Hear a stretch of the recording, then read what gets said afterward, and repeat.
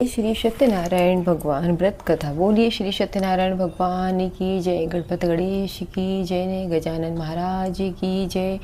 जय श्री कृष्णा। राधे राधे। हर हर महादेव। आप सभी भक्तजनों का स्वागत है श्री सत्यनारायण भगवान की कथा में। तो बोलिए श्री सत्यनारायण भगवान की जय। वासुदेवाय नमः। ओम नमो भगवते वासुदेवाय नमः। श्री सत्यनारायण भगवान की व्रत कथा।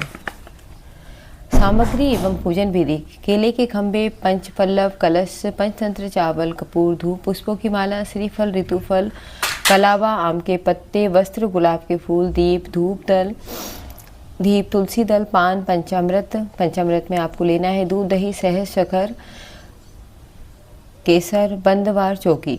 व्रत करने वाला पूर्णिमा व संक्रांति के दिन सायकाल के समय स्नान आदि से निवृत्त होकर पूजा स्थान में आसन पर बैठकर श्रद्धा पूर्वक श्री गणेश, गौरी, वरुण, विष्णु आदि सभी देवताओं का ध्यान करके पूजन करे और संकल्प करे कि मैं सत्यनारायण स्वामी का पूजन तथा कथा श्रवण सदैव करूँगा।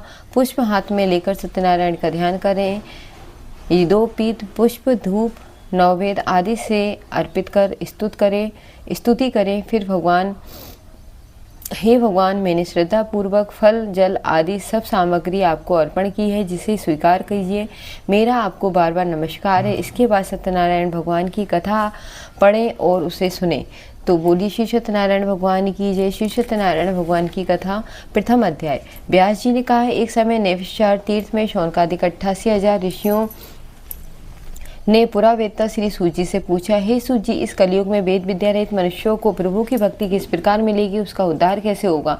हे मुनिश्रेष्ठ, कोई ऐसा उत्तम व्रत अथवा तप कहिए जिसके करने से थोड़े ही समय में अपने प्राप्त हो तथा मन वांछित फल मिले। ऐसी कथा सुनने की हमारी प्रबल इच्छा है। सर्वशास्त्र कहता श्री सूत जी ने कहा कि हे वैष्णवों में पूज्य, आप सबने प्राणियों के हित की बात पूछी है।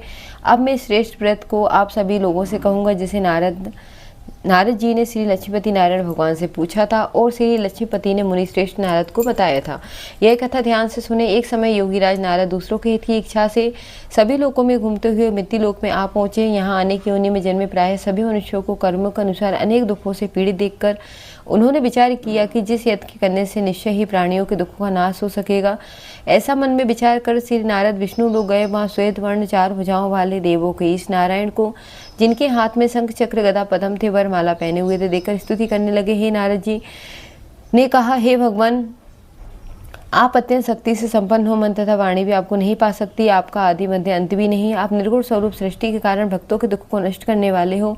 आपको मेरा नमस्कार है। नारद ने इस प्रकार की स्तुति सुनकर विष्णु भगवान बोले कि हे मुनि श्रेष्ठ, आपके मन में क्या है, किस काम के लिए यहाँ आप